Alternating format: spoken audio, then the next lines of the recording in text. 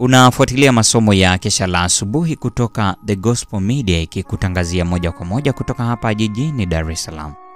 Hii ni Machi 23 na tunaenda kujifunza somo la Kesha la Asubuhi siku ya leo. Kumbuka mwaka huu tunajifunza masomo yanayosema mwinue Yesu juu. Na mwezi huu tunamwinua Yesu juu kama mwana wa Adamu. Hebu tuombe. Lihimidiwe jina lako, Baba yetu na Mungu wetu uliye mbinguni. Watoto wako wa kiume na wa kike tunasema asante kwa ajili ya asubuhi ya leo. Tunakushukuru kwa sababu ya upendo. Tunakushukuru kwa sababu ya rehema. Tunakushukuru kwa sababu ya sifa za pekee ulizoziweka maishani mwetu. Hakika wewe ni Mungu na muumbaji wetu, nasi tunajikabidhi kwako kila wakati. Siku ya leo tunaomba kwa ombi maalum kwa wote ambao wanajishughulisha na mambo fulani kwa uchumi wao. Bariki kazi wanazozifanya. Bariki wanapoingia, bariki wanapotoka. Wabariki wanapofanya kazi kwa bidii wapate kipato halali. Na zaidi sana watakapopata fedha hizo, wakumbuke kukurudishia wewe zaka na dhabihu. Ninakushukuru kwani utadumu kufanya hivyo na kuzidi katika jina la Yesu. Amina. Machi 23, mada ikisema kufikia ukamilifu. Mathayo sura ya 5:48 inasema, basi ninyi mtakuwa wakamilifu kama Baba yenu wa mbinguni alivyo mkamilifu. Mungu anakusudia kwamba uboreshaji uwe kazi ya maisha ya wafuasi wake wote, na kwamba utaongozwa na kudhibitiwa na uzoefu sahihi. Mwanamume wa kweli ni yule ambaye yuko tayari kutoa kafara maslahi yake mwenyewe kwa ajili ya faida ya wengine, na anayejizoeza kuwaunganisha waliovunjika moyo. Kusudi la kweli la maisha halijaanza kueleweka kwa wengi. Akili peke yake haiwezi kumfanya mtu kufikia kiwango cha mbinguni. Kuna nguvu katika akili ikiwa itatakaswa na kutawaliwa na Roho wa Mungu.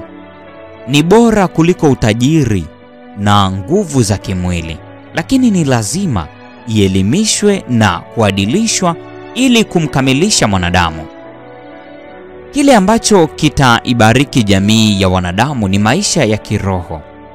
Ikiwa mwanadamu anapatana na Mungu, atamtegemea yeye kabisa ili kupata nguvu. Basi ninyi mtakuwa wakamilifu kama Baba yenu wa mbinguni alivyo mkamilifu. Ni kazi yetu maishani kuweza kufikia ukamilifu wa tabia ya Kristo, tukidumu kujitahidi kupatana na mapenzi ya Mungu. Juhudi zilizoanzia duniani zitaendelea hata milele. Kiwango cha Mungu cha mwanadamu kimeinuliwa hadi kwenye maana ya juu zaidi ya neno hilo, na ikiwa atatenda kulingana na utu uzima aliopewa na Mungu, atakuza furaha katika maisha haya ambayo yataongoza kwenye utukufu na thawabu ya milele katika maisha yajayo.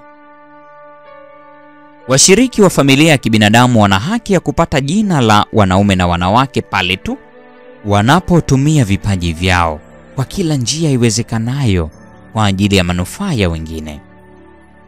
Maisha ya Yesu yako mbele yetu kama kielelezo, na ni mpaka tutakapotoa huduma kama malaika wa rehema kwa mahitaji ya wengine ndipo mwanadamu anashirikiana kwa karibu sana na Mungu. Ni asili ya Ukristo kuunda familia zenye furaha na jamii yenye furaha. Kutokuelewana, ubinafsi na ugomvi vitawekwa mbali na kila mwanamume na mwanamke aliye na roho ya kweli ya Kristo. Wale ambao ni washirika wa upendo wa Yesu hawana haki ya kufikiri kwamba kuna ukomo katika mvuto wa kazi yao katika kujaribu kuwafaidisha wanadamu. Je, Yesu alichoka katika juhudi zake kumwokoa mwanadamu aliyeasi? Kazi yetu inapaswa kuwa endelevu na ya ustahimilivu. Tutakuwa na kazi ya kufanya mpaka pale Bwana atakapotusihi kuweka silaha zetu miguuni pake. Mungu ni mtawala wa maadili na ni lazima tungojee, tukiwa watiifu kwa mapenzi yake, tukiwa tayari na kuhiari kutimiza wajibu wetu wakati wowote kazi inapohitajika kufanywa. Testimonies for the Church, gombo la 4, ukurasa 519 na 520. Mwokozi wetu alichukua uhusiano wa kweli wa mwanadamu kama mwana wa Mungu. Tu wana na binti za Mungu. Tunalazimika kufuata mahali ambapo Yesu anaongoza njia. Kwa miaka 30 aliishi maisha ya mtu mkamilifu, akifikia kiwango cha juu kabisa cha ukamilifu. The SDA Bible Commentary, Ellen G. White Comments, gombo la 5, ukurasa wa 1085 na 1086. Huo ndio mwisho wa tafakari ya mada hii siku ya leo. Mungu atubariki sote.